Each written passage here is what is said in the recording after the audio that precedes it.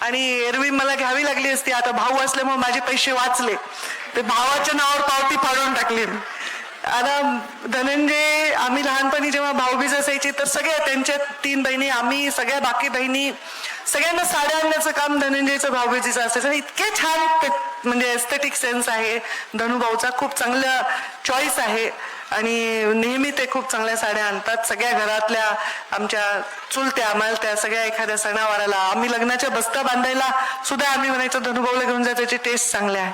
तर त्यांनी माझ्यासाठी साड्या सिलेक्ट केल्या आणि भाऊ असल्यामुळं मी बिंदास घेतल्यात. आता काय बिल आलंय ते आले, आय डोंट केअर.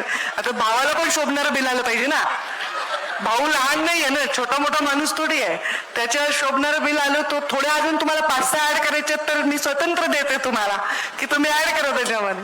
आता स्त्री म्हणलं ना की तिला मोह असतो, साडीचा तरी असतो.